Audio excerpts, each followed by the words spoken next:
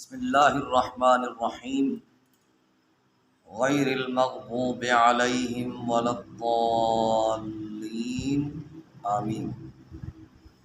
صدق اللہ مولانا العظیم۔ حضرات ذی وقار، اللہ کے فضل، حضور صلی اللہ علیہ وسلم کی نظر رحمت کے طفیل، تفسیر نور القرآن کے درس کے لیے حاضر ہیں۔ سورہ فاتحہ شریف کی آخری آیہ پاک ہے، جس کا ترجمہ یہ ہے، نہ کہ ان لوگوں کا رستہ جن پر غضب کیا گیا، اور نہ ہی ان لوگوں کا جو بھٹک گئے، رستے سے ہٹ گئے۔ پچھلی آیہ کریمہ میں صراط مستقیم کی وضاحت کی گئی کہ کن لوگوں کا رستہ سیدھا رستہ ہے اور وہ کون کون سے لوگ ہیں جو اللہ کے انعام یافتہ ہیں۔ مثبت انداز میں ذکر کیا گیا۔ ضروری تھا کہ مثبت انداز میں ذکر کرنے کے بعد جو دوسرا گروہ ہے، یعنی جو اس کے مخالف سمت میں ہے، اس کا بھی ذکر کیا جائے، کیونکہ حق اور صداقت کو واضح کرنے کے لیے دونوں گروہوں کا ذکر کرنا از حد ضروری ہے۔ جو حق پہ چلنے والے ہوتے ہیں اور جو لوگ حق سے ہٹنے والے ہوتے ہیں، ان کا ذکر اشد ضروری ہے۔ مغضوب علیہم سے مراد یہود اور نصارہ ان کو لیا گیا ہے کہ ان سے بچنا چاہیے، کیونکہ وہ دونوں گروہ یعنی یہود اور نصارہ، یہ لوگ اللہ کے مغضوب ہیں، یعنی ان پر اللہ کی طرف سے غضب ہوا ہے۔ نبیین، صدیقین اور صالحین اور شہداء، یہ سیدھے رستے پہ چلنے والے لوگ ہوتے ہیں، اور ان کا رستہ جو اختیار کرے وہ سیدھے رستے پہ ہوتا ہے، اور جو یہود و نصارہ کا رستہ اختیار کرے وہ برا رستہ ہوتا ہے۔ امام ابن حجر عسقلانی رحمۃ اللہ تعالی علیہ آپ ارشاد کرتے ہیں کہ مغضوب علیہم سے مراد یہودی۔ تفسیر روح البیان میں بھی اس کی تائید کی گئی کہ مغضوب علیہم سے مراد یہودی ہیں، اور وَلَضَّالِّينَ سے مراد نصارہ ہیں، یعنی عیسائی ہیں۔ آگے ہے آمین۔ آمین قرآن مقدس کی آیہ پاک نہیں ہے۔ نبی پاک صلی اللہ علیہ وسلم نے فرمایا، جب امام وَالضَّالِّينَ کہے تو تم اس کے بعد آمین کہو۔ آمین کہنے کا حکم کیوں دیا گیا؟ آمین کہنے کا حکم اس لیے دیا گیا کہ دوسری حدیث میں ہے، نبی پاک صلی اللہ علیہ وسلم نے فرمایا، علمانی جبریل و آمین، کہ مجھے جبریل نے آمین سکھلائی۔ اس کا مطلب یہ نہیں ہے کہ جبریل حضور کا استاد ہے۔ جبریل نے آ کر خبر دی ہے کہ اللہ کی خواہش یہ ہے کہ یہ پڑھا جائے، جس طرح جبریل امین علیہ السلام حضور پاک صلی اللہ علیہ وسلم پر وحی لے کے آتے تھے، تو اس کو بھی اللہ رب العزت کی طرف سے عطا کیا گیا۔ آمین کہنے کی وجہ یہ ہے دوسری، کہ جب دعا کرتے ہیں تو دعا کی قبولیت کے لیے ہم آمین کی مہر ثبت کرتے ہیں، تو اس لیے سورۃ فاتحہ شریف دعا ہے۔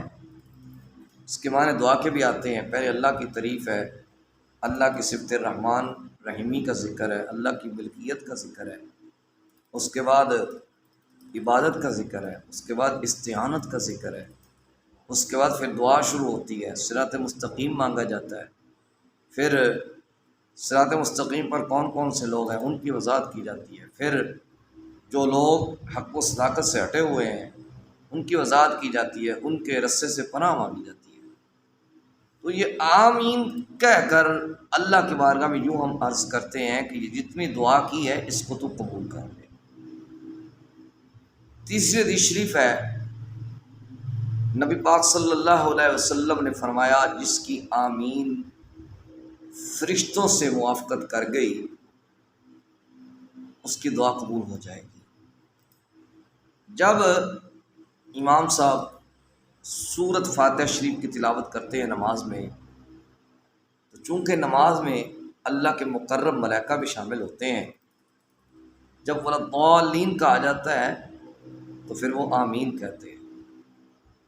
اس لیے امام اعظم ابو حنیفہ رحمۃ اللہ علیہ کے نزدیک آمین سرن کہی جاتی ہے، جہرن نہیں کی جاتی، کیونکہ جب اللہ کے مقرب فرشتے آمین کہتے ہیں تو ان کی آواز ہمیں سنائی نہیں دیتی، ہمیں ان کی آواز نہیں سنتی جب وہ آمین کہتے ہیں، تو ہم بھی اس لیے سرن آمین کہتے ہیں، یعنی آہستہ آواز میں، جہرن ہم نہیں کہتے، بلند آواز میں نہیں کہتے، کیونکہ حضور کا فرمان موجود ہے کہ جس کی آمین فرشتوں سے موافقت کر گئی اس کی اللہ دعا قبول کرے گا۔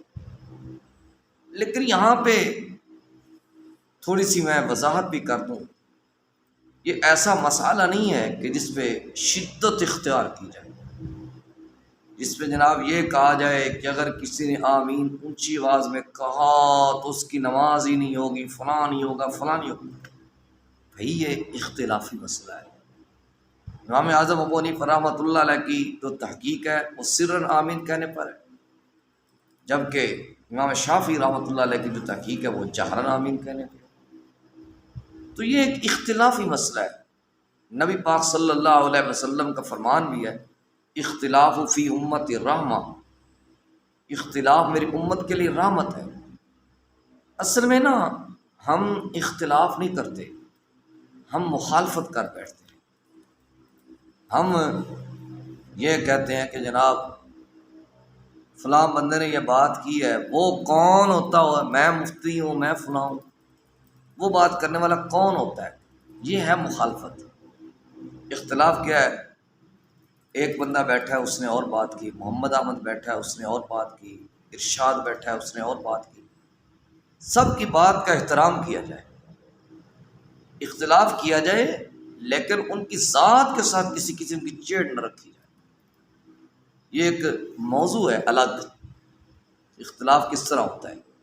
بہرحال میں خلاصتاً عرض کر رہا ہوں، جب ہم اختلاف سامنے آئے گا، مختلف آراء سامنے آئیں گی تو اس سے ایک بہترین نتیجہ اخذ ہوگا۔